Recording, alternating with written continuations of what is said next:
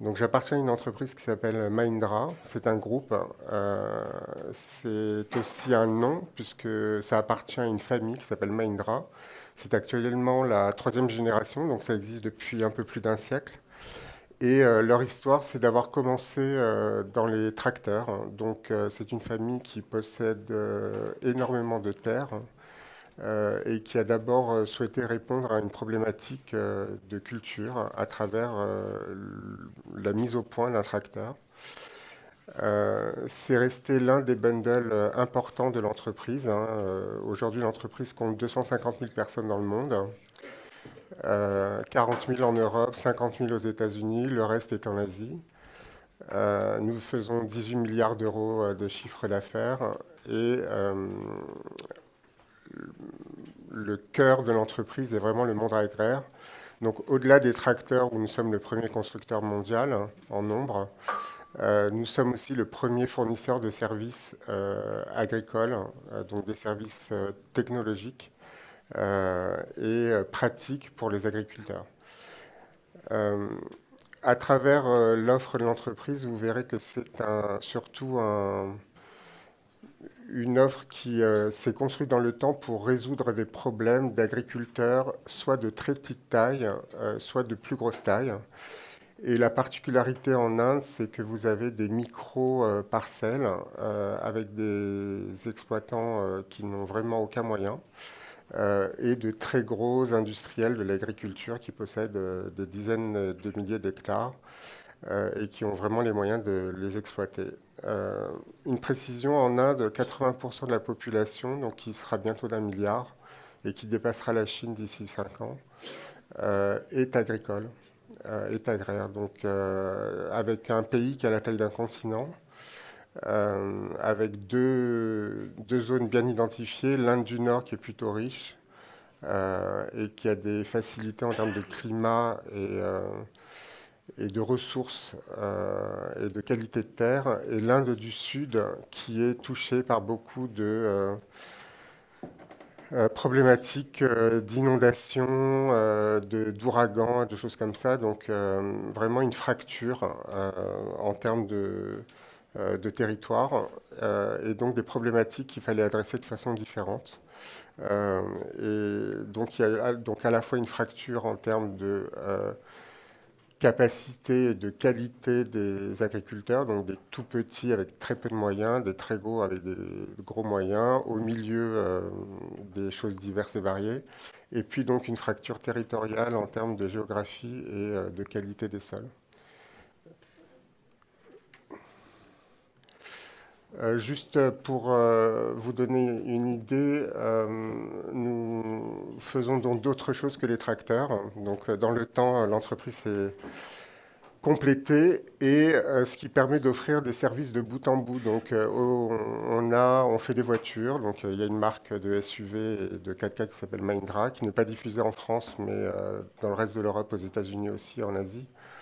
Nous avons une banque, nous faisons du café équitable, une marque qui s'appelle Araku, qui est diffusée en France dorénavant.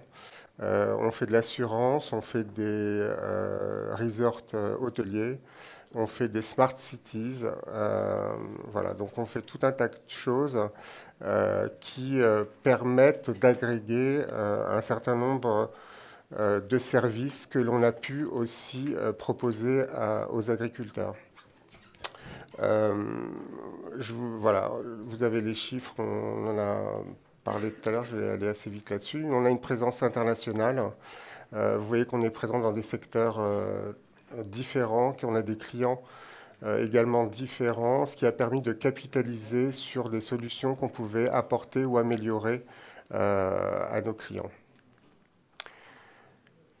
Juste un petit focus sur l'Europe. Donc voilà, il y a une progression constante. La plupart des pays européens sont couverts aujourd'hui, du nord au sud et de l'est à l'ouest. Euh, on a une devise aujourd'hui chez nous, c'est Run Better, Chance Faster and Grow Greater. Euh, Tout ceci s'applique aujourd'hui au monde de l'agriculture et aux agriculteurs qu'on veut aider. C'est comment apporter l'innovation technologique à tous les types d'agriculteurs, qu'ils soient très petits ou très grands. Et c'est comment résoudre leurs problématiques du quotidien grâce à la technologie. L'idée, c'est que cette technologie et ce monde digital n'est qu'un outil, mais une transformation auquel personne n'échappera. Mais par contre, il faut donner les moyens d'y avoir accès. Et aujourd'hui, c'est encore trop coûteux. Et en Inde, c'est particulièrement visible. Donc pour les petits producteurs, c'est souvent des technologies qui ne leur sont pas accessibles. Donc qu'est-ce que... Alors voilà un exemple de tracteur. Qu'est-ce que ça nous a décidé à faire? Ça nous a décidé de proposer des solutions de bout en bout aux agriculteurs, qu'ils soient vraiment tout petits ou plus grands, et de pouvoir proposer des solutions qui leur permettent de la production jusqu'à la fourchette du consommateur, de pouvoir gérer les cycles de façon claire et industrialisée, mais aussi de permettre à chacun de pouvoir valoriser sa production et de pouvoir également la délivrer à des consommateurs, même à des marchés auxquels ils n'avaient pas accès auparavant. Ça se traduit par des mises en place de solutions autour de plateformes qui permettent euh, à n'importe quel utilisateur et à n'importe quel agriculteur de pouvoir avoir accès à des services à un coût qui est gratuit pour les agriculteurs. Et donc l'accès à la plateforme et aux applications est gratuite et c'est financé exclusivement par les grands groupes agroalimentaires qui sont donc ceux qui financent ces plateformes et cette possibilité technologique de déployer du digital à travers l'ensemble du territoire. Cette offre, elle est aujourd'hui aussi déployée en Chine, au Japon, et beaucoup dans les pays du Moyen-Orient, notamment à Abu Dhabi et dans les Émirats arabes unis, qui est un marché important et où il y avait beaucoup de choses à apporter. Ça passe aussi bien, et on l'a vu à travers les startups tout à l'heure, par du conseil. Donc c'est vraiment la partie importante, le conseil, du test en grandeur nature auprès d'utilisateurs, mais aussi des solutions d'irrigation, puisque dans les pays dont je parle, en Inde, il y a beaucoup de zones désertiques, mais également, quand on parle du Moyen-Orient ou de la Chine, il y a également beaucoup de zones désertiques. Des solutions de marketplace qui permettent de proposer à l'ensemble des agriculteurs d'avoir accès à des échanges d'agriculteurs à agriculteurs, de se prêter leur matériel, de se le louer, pas seulement le matériel, mais aussi de la main-d'œuvre, des produits. Voilà. Et il y a également des entreprises qui viennent proposer leurs services. Euh, je voulais juste insister sur un facteur aussi qui est important, j'en parlais tout à l'heure, tout le monde n'a pas accès à la capacité d'achat, donc on propose des services aussi de bout en bout, et ça c'est très fréquent en Inde, de proposer donc un financement adapté à chaque agriculteur pour que l'utilisation et l'achat de son tracteur soient à la mesure de ses moyens et qu'il ne soit pas en surendettement, ce qui ensuite provoque bien des malheurs.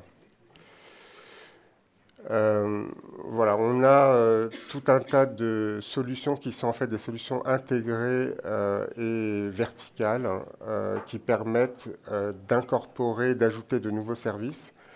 Mais mon message principal, c'est pour dire à l'ensemble des startups qui nous ont présenté leurs projets et puis également à la région que nous subventionnons énormément de startups à travers le monde dans ce domaine-là, que nous serions très heureux de participer également à des financements en France.